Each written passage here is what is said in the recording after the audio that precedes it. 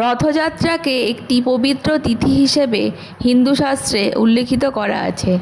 রথযাত্রার পূর্ণ তিথিতে কিছু সহজ টোটকা পালনের মাধ্যমে আপনার ভাগ্যকে জয় করে নিতে পারেন এবং আপনার জীবনে সুখ সমৃদ্ধি এবং সৌভাগ্য ফিরিয়ে আনতে পারেন। মনস্কামনা পূরণের জন্য 11 রকমের ফল, 11 রকমের মিষ্টি এবং 11টি 1 টাকার কয়েন একটি হলুদ কাপড়ে করে জগন্নাথ দেবের সামনে রেখে দিতে পারেন। বাড়িতে নারায়ণ থাকলে তার সামনেও এই ব্রত পালন করা যেতে পারে। একটি পেতলের বাটিতে একটু আতপ চাল, 2টো কাঁচা হলুদ এবং 1 টাকার একটি কয়েন দিয়ে দিন। শাস্ত্রীয় মতে তুলসী জগন্নাথ দেবের সবচেয়ে প্রিয়, তাই 108টি তুলসী পাতা দিয়ে মালা তৈরি করে নিতে পারেন। 108টি পাতা না থাকলে অন্তত 58টি পাতা দিয়ে মালা তৈরি করতে পারেন। এই তুলসী পাতা ফুটো করবেন না। তুলসী পাতার ডগাগুলিকে বেঁধে বেঁধে মালাটি তৈরি করতে হবে। রথের দিন গাছ পোঁতা খুবই শুভ বলে মনে করা হয়। এই জন্য অবশ্যই গাছ লাগান, যা পরিবেশের জন্য খুব প্রয়োজনীয়। এছাড়া এই দিন কিছু দান করলে অবশ্যই শুভ লাভ হয় বলে মনে করা হয়। রথযাত্রার পূর্ণ লগ্নে গৃহপ্রবেশের অনুষ্ঠান খুবই শুভ বলে মনে করা হয়। যারা বাড়িতে দুর্গাপুজো করেন অথবা একাধিক বারোয়ারিতে যে দুর্গাপুজো হয়, সেখানে রথযাত্রার দিনেই খুঁটি পুজো করা হয়। যে কোনো পুণ্যতিথিতেই গঙ্গা স্নান অনেকেই করে থাকেন। শাস্ত্রমতে রথযাত্রার দিন গঙ্গা স্নান করা খুবই শুভ। রথযাত্রার দিন যে কাজগুলি একদমই করা উচিত নয় যাতে জগন্নাথ দেব রুষ্ট হন।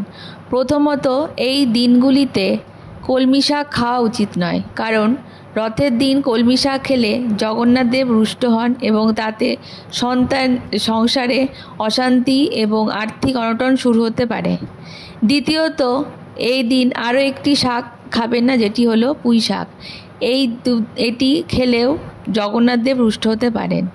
তৃতীয় হলো কোনো তিতো জাতীয় খাবার, যেমন উচ্ছে, করলা, নিম পাতা, কুলেখাড়া, এই শাকগুলি না খাওয়াই ভালো। চতুর্থ খাবারটি হলো যে কোনো আমিষ, যেমন মাছ, মাংস, ডিম ইত্যাদি। এগুলি খেলে জগন্নাথ দেবের পূজা করলেও কোনো লাভ পাওয়া যায় না, বরং উল্টো ফল হতে পারে। পঞ্চমটি হলো কোনো নেশা জাতীয় দ্রব্য, যেমন মদ, গাঁজা, সিগারেট। এগুলি খেলে অবশ্যই আপনার জীবনের আর্থিক সমস্যা আসবে এবং সংসার অশান্তিতে ভরে উঠবে। এছাড়া রথযাত্রার দিন তুলসী, নারকেল, বট, শিমুল, বেল, শমী বা আকড়া গাছ, অশ্বত্থ গাছ এবং আমলকি গাছ রোপণ করতে পারেন, যা আপনার পারিবারিক সম্পর্ককে আরও সুপ্রতিষ্ঠিত করতে পারে। এছাড়া জগন্নাথ দেবের বিগ্রহের সামনে একটি হলুদ কাপড়ে 11টি কড়ি রাখতে পারেন। কড়িগুলিতে কেশরের টিপ দিয়ে দিতে হবে। সারা রাত ধরে ওই হলুদ কাপড়ের মধ্যে কড়িগুলিকে ঠাকুরের আসনে রেখে দিতে হবে। পরে এই হলুদ কাপড়ের মধ্যে কড়িগুলিকে বেঁধে ক্যাশ বাক্স বা যেখানে টাকা পয়সা রাখেন সেখানে রেখে দিলে আর্থিক সমৃদ্ধি হবে বলে বিবেচনা করা হয়। এছাড়াও মনে করা হয় জগন্নাথ দেবের রথের দড়ি টানলে অনেক সৌভাগ্য এবং পুণ্যলাভ হয়। জগন্নাথ দেবের মন্ত্র জপ করুন এই রথযাত্রার দিন। এই মন্ত্রটি হলো জগন্নাথ স্বামী নয়ন পথগামী ভবতু মে।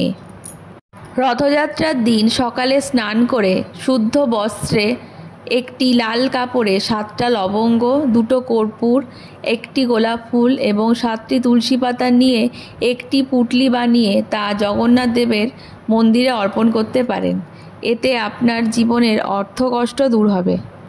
এই দিন একটি ঘিয়ের প্রদীপের মধ্যে 2টো কর্পূর ও 2টো লবঙ্গ জেলে জগন্নাথ দেবের যে কোনো মন্দিরে অর্পণ করতে পারেন। বাড়ি থেকে নেগেটিভ এনার্জি দূর করার জন্য রথের দিন কর্পূর ও লবঙ্গ পুড়িয়ে সেই ছাই বাড়ির এক কোণে রেখে দিতে পারেন।